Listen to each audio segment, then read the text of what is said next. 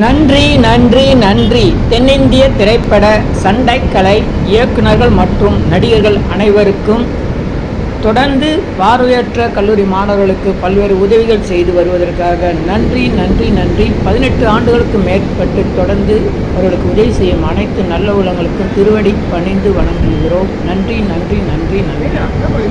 Our sincere thanks to all members, South Indian Cine Stunt Directors and Artists Union for the kind help to all blind college students more than 18 years continuously.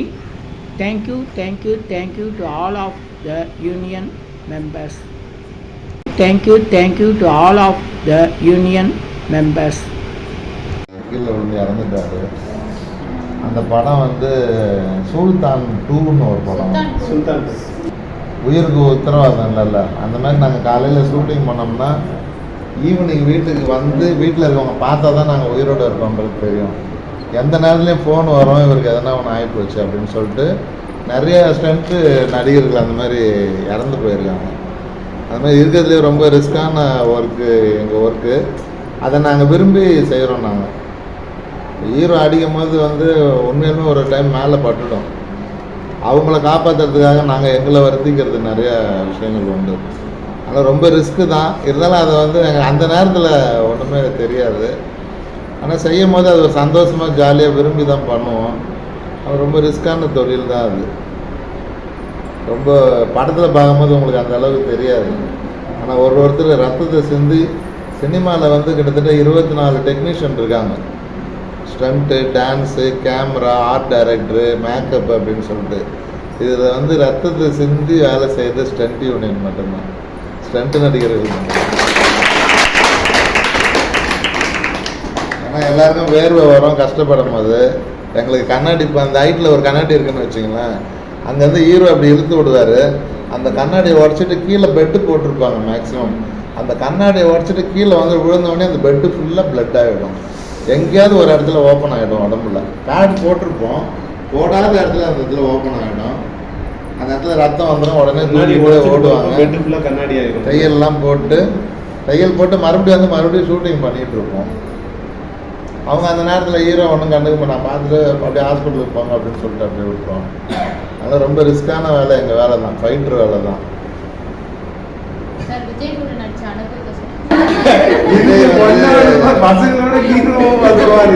Vijay வந்து யார்ட்டையும் அவ்வளோ பேச மாட்டார், சைலண்டாக தான் இருப்பார். ஒரு கம்போசிங் பண்ணுறோம், ஒரு 10 பேர் அடிக்கிறோம் அப்படின்னா அந்த கம்போசிங் அவருக்கு டூப் ஒருத்தர் இருப்பாங்க, விஜய்க்கு டூப்பு. அவங்க ஒரு வாட்டி செஞ்சு கட்டுவாங்க. இப்போ 2 பேர் கத்திலாம் வச்சுருப்பாங்கல்ல, ஒருத்தர் மிஸ் பண்ணுவார், ஒருத்தர் கிக் பண்ணுவாங்க, அப்படி போயிட்டு அப்படி இழுத்து விடுவாங்கல்ல, அப்படியே பார்த்துட்டே இருப்பார். டேக்குன்னு சொல்லிடுவார். ஸ்மார்ட் கேமரா ஆக்ஷன் ஒன்று அந்த ஞாபக சக்தி மறக்காமல் அப்படியே கரெக்டாக பண்ணுவார்.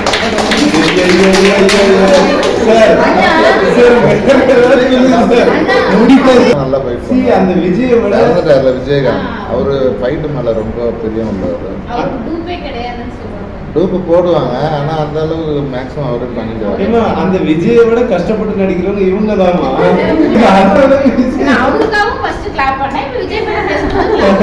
இப்போ விஜய் வந்து இப்போ அவர் வந்து என்னன்னா ஒரு தங்கச்சியை வந்து இப்போ ஒரு வில்லன் போய் கடத்தி வச்சிட்டாருன்னு வச்சுங்களேன். விஜய் என்றே தங்கச்சியை காப்பாற்றணும்ல. அப்போ ஃபஸ்ட்டு ஓடியாரு அந்த வில்லனுடைய ஃபஸ்ட்டு அந்த ஃபைட்டரை வந்து அந்த விஜய்ன்ற ஒரு ஹீரோ வந்து ஒரு கிக் பண்ணுவார் நெஞ்சில் ஒரிஜினலாகவே. இவன் இங்கேருந்து போய் ஒரு கண்ணாடியை உடச்சிக்கிட்டு அப்படி போய் கீழே போய் விழுவான். அவர் லெக்கு அப்படி கீழே வைப்பாரு. அந்த கம்ப்ரெஸ்லாம் எடுத்து காற்றெல்லாம் பறக்கும். அங்கேருந்து பேஸுக்கு அப்படி கேமரா வந்தோன்னா ஆடியன்ஸ்லாம் கை தட்டுவாங்க. விஜய்க்கு கை தட்டுவாங்க. நாங்கள் கீழே விழுந்தோம், எங்களுக்கு கை தட்டுவாங்க. எங்களுக்கு கீழே விழுந்தோம்னா 5 தையல் ரத்தம் போகிறதுக்கு யாருக்குமே தெரியாது. அதேதான் சார் நான் சொல்கிறேன். ஆமாம், அவங்கள ஹீரோவாக ஆகிறதுக்கு பல ரத்தம் செஞ்சுறாங்க.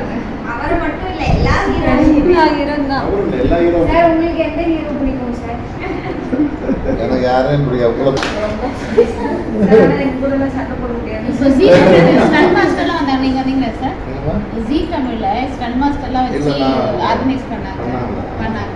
அது முக்கியமான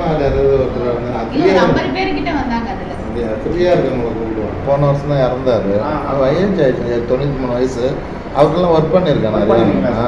ஒர்க் பண்ணியிருக்கேன். அவர் நேட்டிவ் குடியாத்தம் சார். முடியாதது தான் அவருக்கு. ஆனா அவர் பேச்சே வந்து ஒரு மாதிரி டிஃப்ரெண்டாக இருக்கும். Different ஆ நக்கம் ராஜா அப்படின்னு கையெடுத்து தான் கும்பிடுவார். ஒருத்தர் கூட இப்படி வணக்கம் அடிக்கவே மாட்டார். இன்னைக்கு அவர் இறக்குற வரைக்கும் யாருன்னா இப்போ நீங்கள் சின்ன பசங்க வணக்கம் அடித்தா கூட அந்த ஜூடரத்ன மாஸ்டர்ன்றவர் வணக்கம் அப்படின்னாரு. கலைமகள் தாயே அப்படின்னு சொல்லுவார். ரொம்ப மரியாதையான மாஸ்டரில் ஜூடரத்ன மாஸ்டர். ரொம்ப ரஜினிக்கு நிறைய படங்கள் அவர் தான் நிறைய படம் மாஸ்டர் பண்ணிருக்காரு. பண்ணார். முரட்டு காலையிலலாம் ஒரு ட்ரெயின் ஃபைட் ஒன்று வரும். அதெல்லாம் அந்த டைமில் ரொம்ப ஹைலைட்டாக பேசப்பட்டது. ஜூடரத்ன மாஸ்டர் பெரிய மாஸ்டர் இருக்கிறதுலே. அவர் நல்ல மாஸ்டர். ரொம்ப அன்பாக இருப்பார், கோவப்பட மாட்டார். எல்லாத்துக்குமே ஒரு சிரிச்சுக்கிட்டே வேலை நல்லா பிஸியாக இருந்தாங்க. அந்த பக்கம் அவங்க ஒரு புலியூர் சரோஜான், இந்த பக்கம் டெஸ்ட் பொறுத்தில் ஒருத்தவங்க இருந்தாங்க டான்ஸ் மாஸ்டராக. அவங்க நிறைய ஒர்க் பண்ணியிருக்காங்க. இப்போ நிறைய பேர் வந்ததுனால அப்படியே மாறி மாறி பண்ணிகிட்டு இருக்காங்க. ரஜினிக்கெல்லாம் இப்போ ஃபுல்லாக ஒரு டூப் ரெடி பண்ணிக்கிறாங்க. ஏன்னா 72 வயசு ஆகிடுச்சு அவருக்கு. அவரை மாதிரியே ஒரு ஆள் போட்டு அவர் ஃபேஸ் வந்து ஃபாரின் காமிச்சு மாஸ்க் ரெடி பண்ணிக்கிறாங்க. அந்த மாஸ்க் இப்போ நான் போட்டால் எனக்கு ரஜினி மட்டும் ரஜினி யூஸ் பண்ணிக்குவாங்க, மற்றது எல்லாம் டூப் ஷாட்டு தான். ஆனால் உங்களுக்கு பார்க்குறவங்களுக்கு கண்டுபிடிக்கவே முடியாது. மேலேருந்து அவரே கீழே குதிப்பார். ஆனால் டூப்பு தான் குதிக்கிறது. ஆனால் ரஜினி குதிக்கிற மாதிரியே இருக்கும். இப்போ நடுவில் ஒரு மாதத்துக்கு முன்னாடி என்ன ஆச்சுன்னா, இப்போ காலையில் மாமூலாக நம்ம எல்லாருமே ஷூட்டிங் கிளம்புவோம்ல, அதே மாதிரி ராயபுரம்னு ஒரு ஊர் இருக்குது பார்த்தீங்கன்னா, அங்கேருந்து ஏழுமலை அப்படின்னு சொல்லிட்டு ஒரு ஃபைட்ரு. என்னை விட ரொம்ப சீனியர், ரொம்ப தங்கமானவர், எந்த கெட்ட பழக்கமும் கிடையாது, உடம்பு ரொம்ப ஆரோக்கியமாக வச்சுருப்பார். அவர் வீட்டில் ஒய்ஃபுக்கிட்ட ஒரு பொண்ணு 2 பசங்க சொல்லிவிட்டு ஷூட்டிங் போய்ட்டு வரேன்னு சொல்லிட்டு கிளம்பிட்டாரு. ஷூட்டிங் பண்ணிகிட்டே இருக்கும்போது ப்ரெஸ்ஸர் ஸ்டுடியோ இருக்குது பார்த்தீங்களா, இங்கே இதில் இங்கே சாலிகிராமத்தில் ப்ரெஸ்ஸர் ஸ்டுடியோவில் ஷூட்டிங் பண்ணும்போது சாயந்தரம் 5 மணிக்கு முடிய போகுது. திடீர்னு பார்த்தா மேலே ஏறி கப்பி ரோப்பெல்லாம் கட்டுவாங்க அந்த ஹீரோ ஜம்ப் பண்ணி அடிக்கிறதுக்கு. அதை மேலே கழட்டிக்கிட்டே இருக்கும்போது ஸ்லிப் ஆகி மேலேருந்து கீழே விழுந்துட்டார். அதுவும் கீழே வந்து ஒரு இரும்பு ட்ரம் இருந்தது, அந்த ட்ரம்மு மேலேயே விழுந்துட்டு இருக்காரு. ட்ரம் மேலே விழுந்தவொடனே எல்லாரும் வந்து தூக்கிட்டு வெளியில் ஓடி போய் ஒரு ஆம்புலன்ஸில் ஏற்றி அங்கேருந்து முனையில் சூர்யா ஹாஸ்பிட்டல் இருக்குது இல்லையா, அந்த சூர்யா ஹாஸ்பிட்டலில் போய் அட்மிட் பண்ணியிருக்காங்க. நுரையீரலில் வந்து ரத்தம் கசிஞ்சிக்கிட்டே இருந்தது. இது கிட்டத்தட்ட 1 மாதம் முன்னாடி நடந்தது சுல்தான் 2 படத்தில். அப்போது நைட்டு ஃபுல்லாக ட்ரீட்மெண்ட் பார்த்துருக்காங்க. நைட்டு ஓகே ஓரளவுக்கு கண்ணு முழி ஐசி வார்டில் வச்சுட்ருக்காங்க. கண்ணு முழிச்சு பார்த்துருக்காரு, நல்லாயிடுவார் அப்படின்னு பார்த்துருக்காங்க. திடீர்னு பார்த்தா நைட்டு ஒரு 12 மணிக்கு ஃபோன் பண்ணி இறந்துட்டார் அப்படின்னு. இப்போ வீட்டில் போய் எப்படி தகவல் சொல்கிறது? ஷூட்டிங் போயிருக்காரு, அப்பா ஷூட்டிங் போயிருக்காருன்னு பொண்ணு, மனைவிக்கு வந்து கணவர் ஷூட்டிங் போயிருக்காருன்னு அவங்க எப்படி சொல்ல முடியும்? இந்த மாதிரி ஒரு சூழ்நிலையில் எங்களுடைய ஒர்க்கு போயிட்டுருக்கு. அதே மாதிரி வீட்டில் போய் சொல்லி திருப்பி என்ன பண்ணாங்க, அந்த மாதிரி போஸ்ட்மார்ட்டம் பண்ணி தான் கொடுப்பேன்ட்டாங்க. அப்புறம் பக்கத்தில் ஒரு ஹாஸ்பிட்டலில் போஸ்ட்மார்ட்டம் பண்ணி அந்த உடம்பை போய் அவங்க வீட்டாண்ட கொடுக்கும்போது அந்த அந்த அந்த மனைவி படுற அந்த துன்பம், அந்த மகள் இன்னும் கல்யாணம் பண்ணல. கல்யாணம் பண்ணணுன்னு அந்த அப்பா எவ்வளோ ஆசையாக இருந்திருப்பார், பொண்ணு கல்யாணம் பண்ணணும், அந்த கல்யாணம் பண்ணணுன்ற அந்த எண்ணம் போச்சு. அப்போ தான் வந்து ஒரு மாதத்துக்கு முன்னாடி வடபழனி கோயிலில் போய்ட்டு இன்னொரு பையனுக்கு வந்து டேட்டெல்லாம் பார்த்து கல்யாணத்துக்கு குறிச்சிட்டு வந்துட்டார். வர வியாழக்கிழமை கல்யாணம்.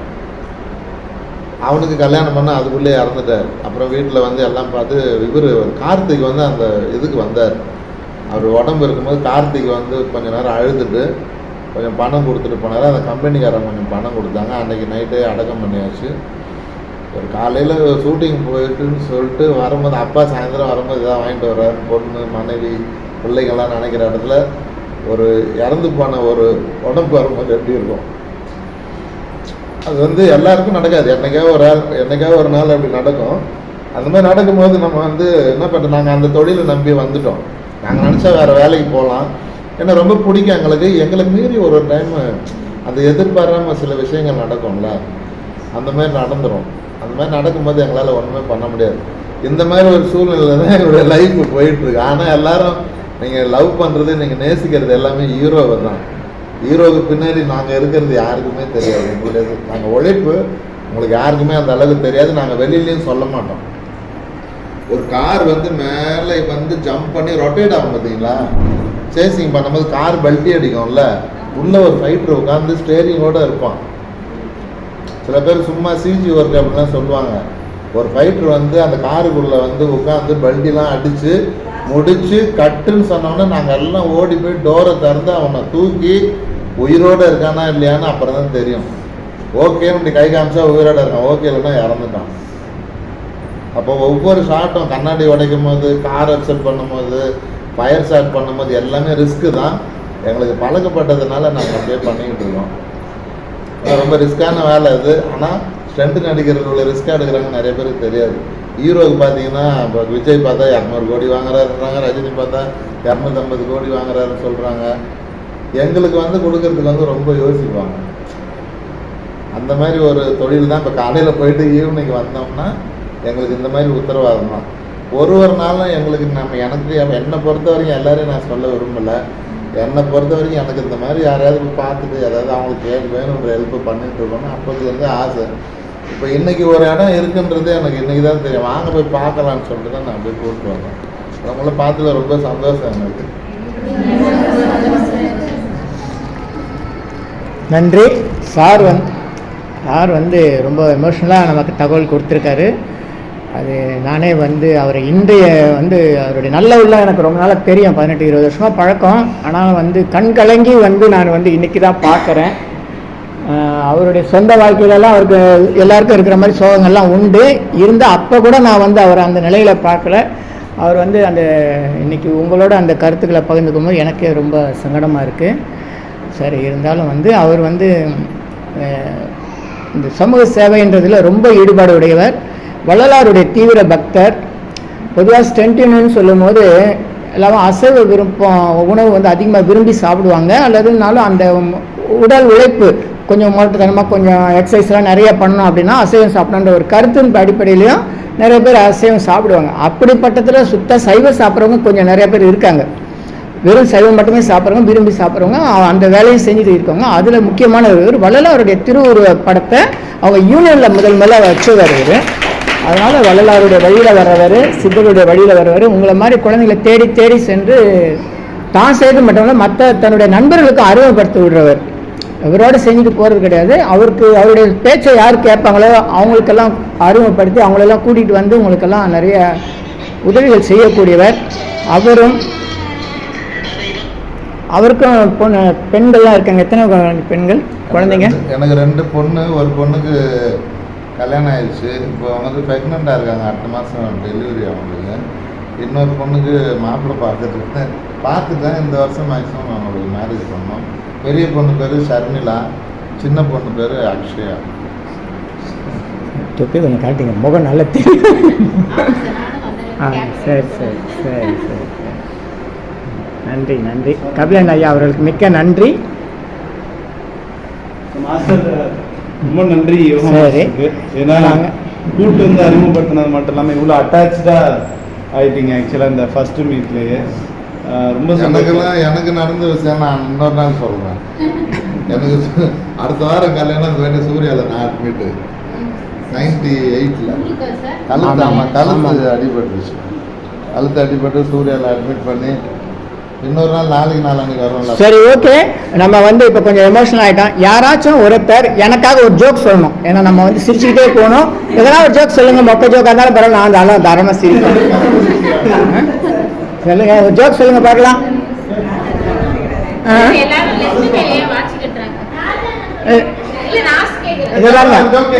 அம்மா கேள்வி கேட்குறாங்க பாருங்க. ஏன் பல்லு?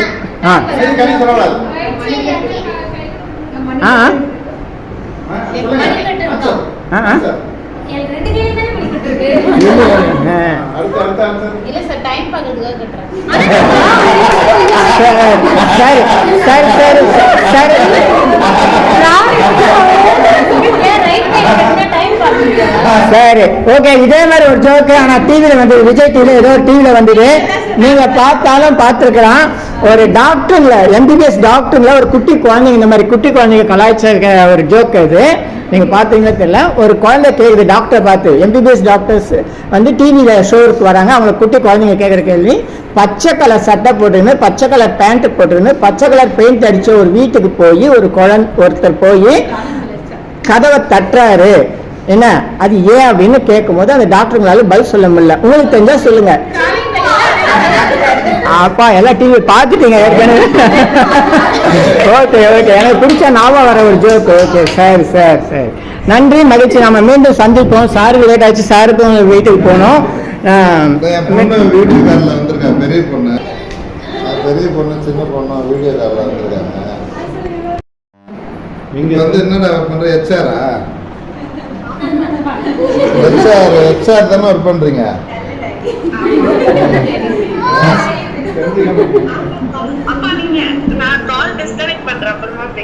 இல்ல இல்ல, அவங்க உன்னை பாக்குறாங்க. அதுக்கு கேர்ள்ஸ் குழந்தைங்க உங்களை பாக்குறாங்க பாருங்க, பாருமா இங்க பாக்குறாங்க பாருங்க. வணக்கம் சொல்லுங்க, அவங்களுக்கு வணக்கம் சொல்லுமா. நீ சொல்லுமா. சரி, நீ வணக்கம் சொல்லு அவங்களுக்கு.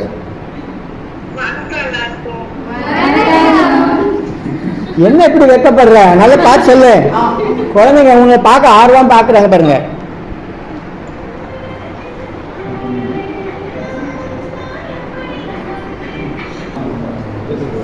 Thaikarangal charitable test. திடீர்னு வீடியோ காலில் வந்து ரொம்ப வெக்கப்படுறாங்க. ஜென்ஸ் தான் உட்காந்துருக்காங்க.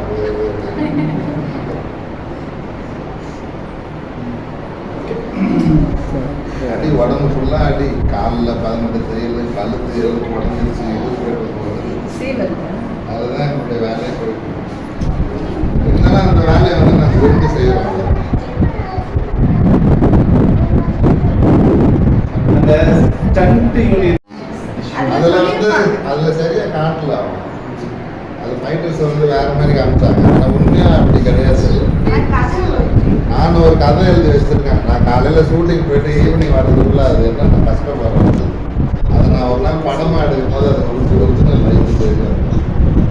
உன்னை எதுங்கெல்லாம் வச்சுட்டா ப்ரொடியூசர் கண்டிப்பாக வெயிட் பண்ணிட்டு இருக்கேன். அப்படி ப்ரொடியூசர் கிடச்சிட்டாங்கன்னா அந்த இது பண்ணிடுவேன். சரி, நீங்கள் இல்லை ஒன்றும் வேண்டாம். நாங்கள் திடீர்னு வந்ததுனால எதுவுமே வாங்கிட்டு வராமல் வந்துட்டோம். சரி, பசங்களுக்கு இந்த ஸ்டண்ட்டிங் யூனியன் இப்படி ஒரு மக்கள் இருந்து ஒர்க் பண்ணுறாங்களா அப்படிங்கிற விஷயத்த நீங்கள் சொல்லி அந்த ஃபீலை ஃபுல்லாக வந்துட்டு ஏற்றுட்டீங்க. ஸோ இதுவும் ஒரு விதமான ஒரு ஜென்ரல் நாலேஜ் டெவலப்மெண்ட் தான். So thank you so much. So உங்கள் எல்லாரோட கண்டினியூ ஹெல்ப், உங்களுடைய தொடர்ச்சியான உதவிகளும் ஒத்துழைப்புகளும் இந்த பசங்களோட வளர்ச்சிக்காக பயன்படுத்தும் அப்படின்னு நான் வந்து அந்த இறைவன். அதே மாதிரி நீங்களும் உங்களை சார்ந்தவங்களும் நீண்ட ஆரோக்கியத்தோட நீண்ட ஆயுள் இருக்கணும். அது எவ்வளோ தூரம் ஆரோக்கியமாக இருக்கோ அது நமக்கு நலம். அந்த நீண்ட ஆரோக்கியத்தோட நலமாக வாழ நாங்கள் நன்றி. அம்மா வக்கீலம்மா, கொஞ்சம் உங்கள் பேர் சொல்லிடுங்க. சொல்லுமா. உங்கள் பேர் என்னது? நாகலட்சுமி. தூத்துக்குடியில் சட்டக்கல்லூரி பேராசிரியராக இருக்கீங்க, சரியா? நீங்கள் எங்கே படிச்சீங்க? மெட்ராஸ் லா காலேஜ் 5 years. அப்புறம் எம்எல் வந்து மெட்ராஸ் யூனிவர்சிட்டியில் பண்ணீங்களா? வாழ்த்துக்கள். நீங்கள் மேலே வரணும், சுப்ரீம் கோர்ட் அளவுக்கு போகணும், உலக அளவில் சிறப்புடன் இருக்கணும். வாழ்த்துக்கள். நன்றி, எல்லாருக்கும் வாழ்த்துக்கள். நன்றி. மீண்டும் சந்திப்போம். நன்றி, வணக்கம்.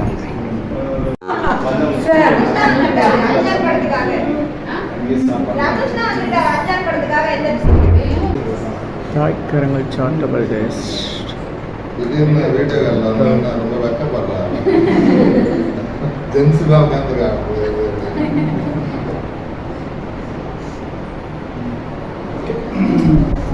அடி உடம்பு ஃபுல்லாக அடி. காலில் 18 தையல், கழுத்து எலும்பு உடஞ்சிருச்சு, போகுது. அதுதான் என்னுடைய வேலையை போயிட்டு.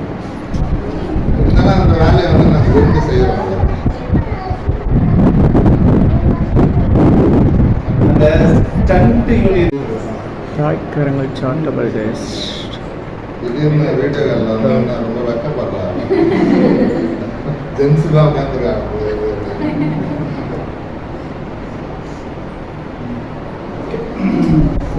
அடி உடம்பு ஃபுல்லாக அடி. காலில் 18 தையல், கழுத்து எலும்பு உடஞ்சிருச்சு, போகுது. அதுதான் என்னுடைய வேலையை போயிட்டு. இருந்தாலும் அந்த வேலையை வந்து நான் விரும்பி செய்கிறோம். அந்த ஸ்டண்ட் யூனிட் சித்தர்கள் அருள் உண்டாகிறது. சர்வகாரி சித்தி சகல ஐஸ்வர்ய சகல சௌபாக்கிய ஓம திரவிய ஹெர்பல்ஸ் பவுடர் 250 வகை அரிய வகை மூலிகை பொடி. Siddha science of aromatherapy to solve and cure to aim and gain. Yogathandam Pon பார்த்த சாரதி எம்ஏ 9382689814. இந்த மூலிகை பொடியை நீங்கள் விரும்பினால் உங்கள் வீட்டில் ஒரு பெரிய மண்ணகல் வைத்து அதில் உங்களுடைய பிரார்த்தனைகள் எல்லாம் பேப்பரில் வெத்தலையில் எழுதி வைத்து அதுக்கு மேலே இந்த 250 அரைவகை மூலிகை பொடியை மஞ்சளில் பிள்ளையார் பிடிக்கிற மாதிரி கொஞ்சம் அழுத்தி வச்சு தீக்குச்சி பற்ற வச்சா போதும். உங்கள் வீடு முழுக்க ஸ்ரீ மகாலட்சுமி கடாட்சம் அதிகரிக்கும், திருமணம் கைகூடும், குழந்தை பேர் கிட்டும், கடன் தொந்தரவு நீங்கி குடும்பத்தில் அமைதி ஏற்படும், 16 வகை நற்பெயர்களும் கிடைக்கும், சர்வகாரியமே சித்தியாகும். சகல சௌபாக்கிய ஓமதிர்வை ஹெர்பல்ஸ் பவுடர். இது 1 கிலோ 5600 ரூபா ஆகுது. இந்த மூலிகைப்பொடி பயன்படுத்துகிற இடத்துல தீய சக்திகள் விலகும். வீண் பம்பு, பொறாமை, போட்டி, எதிர்மறை எண்ணாலைகள்லாம் இருந்தால் அதெல்லாம் நீங்கி தொடரும் கவலை, வீண் பயம், பில்லி சூன்யம், கலக்கம், மனக்குழப்பம் இதெல்லாம் இருந்தால் நீங்கி புத்துணர்ச்சி, முகமலர்ச்சி, சந்தோஷம், மன அமைதி ஏற்படும். கல்வி, வேலைவாய்ப்பு, வெளிநாட்டு வாய்ப்பு, முன்னேற்றம் ஏற்படும். வியாபாரம், தொழில் பெருகும். வீடு, கடை, அலுவலகம், திருக்கோயில்கள், சித்தர்கள் ஜீவசமைக்கு நம்ம போகும்போது, வெட்ட வெளி தியானம் பண்ணும்போது மற்ற எல்லா இடங்கள்லையும் இந்த மூலிகை பொடியை பயன்படுத்தலாம். 48 நாட்கள் தொடர்ந்து நீங்கள் இதை பயன்படுத்தும் போது உங்களுடைய பிரார்த்தனைலாம் நிச்சயமாக நிறைவேறும். தேவைக்கு அழைத்து பயன்பெறுங்கள். உங்கள் யோகதண்டம் பொன் பார்த்தசாரதி, வடபழனி, சென்னை. அனைவருக்கும் வணக்கம். சென்னை வடபழனியில் உலக மக்களுக்காக உங்களது சொந்த பிரார்த்தனைகள் நிறைவேற தினசரி இரவு 9 மணிக்கு நடைபெறும் 250 வகை மூலிகை பொடி சிறப்பு யாகம் மற்றும் நேரலை பிரார்த்தனை காணொளி. உலக மக்களுக்காக உங்களது சொந்த பிரார்த்தனைகள் நிறைவேற எண்ணிலா கோடி சித்தர்கள் அருள் வேண்டி நேரலை பிரார்த்தனை தினசரி இரவு 9 மணிக்கு. Siddhars blessings live prayers for you. Yogathandam Pon Parthasarathy daily night 9 PM IST, Vadapalani, Chennai. In universe Siddhar secrets 9382689884 938826898994. இனி எல்லாம் நன்மையே. ஆ உ இ ஓ ஏ இம் இந்த மந்திரத்தை மனசுக்குள்ளே சொன்னால் போதும், நீங்கள் நினைத்ததெல்லாம் நிறைவேறும். இனி எல்லாம் நன்மையே. ஆ உ இ ஓ ஏ இம் இனி எல்லாம் நன்மையே, இனி எல்லாம் நன்மையே. வணக்கம். உங்கள் யோகதண்டம் பொன் பார்த்தசாரதி, வடபழனி, சென்னை. சென்னை சூளைமேடு சௌராஷ்டிரா நகர் 10வது தெருவில் அமைந்திருப்பது பார்வையற்ற சமுதாயத்தினருக்கான தாய்க்கரங்கள் அறக்கட்டளை. இதில் பெரும்பாலும் கல்லூரி மாணவிகளுக்கு மட்டும் தங்குமிடம், உணவு மற்றும் கல்வி வசதிகள்லாம் ஏற்பாடு பண்ணி கல்லூரியில் படிக்க வைக்கிறாங்க. இதில் நிறைய பேர் படித்து பட்டதாரிகளாகி வேலைவாய்ப்புகளை பெற்று நல்லா இருக்காங்க. இதில் நடத்துகிறவர் ராஜா என்பவர். அவரும் பார்வையற்றவர். அவர் பார்வையற்ற மாணவராக பல்வேறு துன்பங்களை அனுபவித்து இன்றைக்கி அவர் பட்டதாரியாகி கல்லூரி பேராசிரியராக பணியாற்றுகிறார்.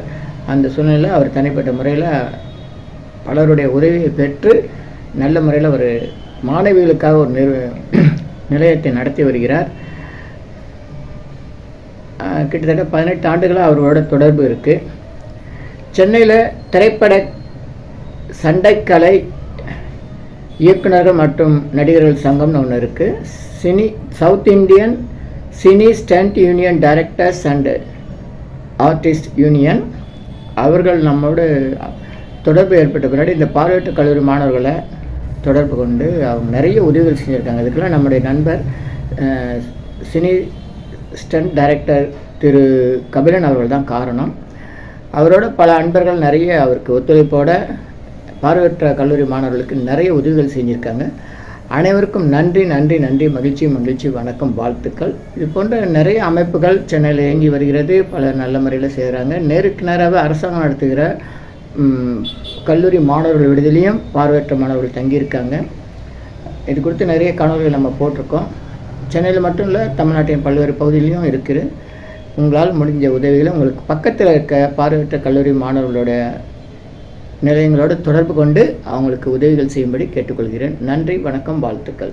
பார்வையற்ற கல்லூரி மாணவிகளுக்காக இலவச தங்கும் விடுதி தாய்க்கரங்கள் சௌராஷ்டிரா நகர் 10வது தெரு, சூளைமேடு, சென்னை 993039385555. அனைவருக்கும் நன்றி, மகிழ்ச்சி.